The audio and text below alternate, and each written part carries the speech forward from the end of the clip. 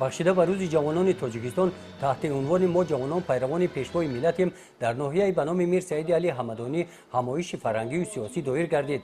در این چهاربینی که با ابتکار کمیته اجرایی حزب خلقی دموکراتیک تاجیکستان دایر کرده شد، اعضایان بخش حزبی، سازندگان وطن و بخش جوانان حزب اشتراک داشتند. در ناحیه از شماره 6000 نفر اعضایان حزب زیاده از 1300 نفرشان را جوانان تشکیل می‌دهند.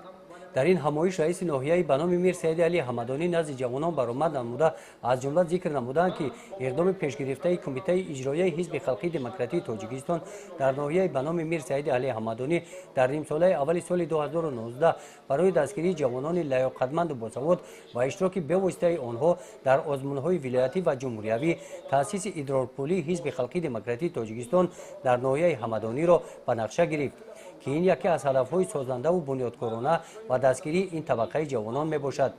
رئیس ناحیه قید نمودند که امروز جوانان کشور از جمله جوانان ناحیه میر سعید علی حمدانی با حس بلند خودشناسی افتخار از چنین دولت محبوب ما نموده سزاوار باوری و اعتماد پیشوای ملت رئیس معظم حزب خلقی دموکراتیک تاجیکستان محترم امامعلی رحمان میباشند.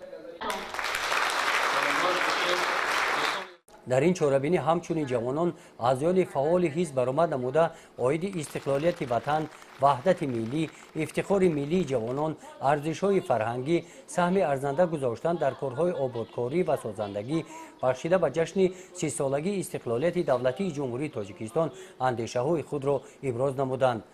در محیط ادانه به 8 نفر جوانان اداره‌پولی حزب خلقی دموکراتیک تاجیکستان سپاریده شد.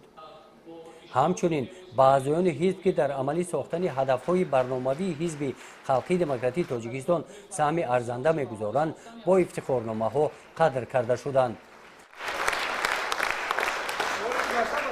در قسمت فرهنگی چهاربینی هنرمندان فیلارمونیای مردمی به نام آدینا هاشیموف برنامه رنگین کنسرتی را منظور اشتراکچیان این چهاربینی گردانیدند.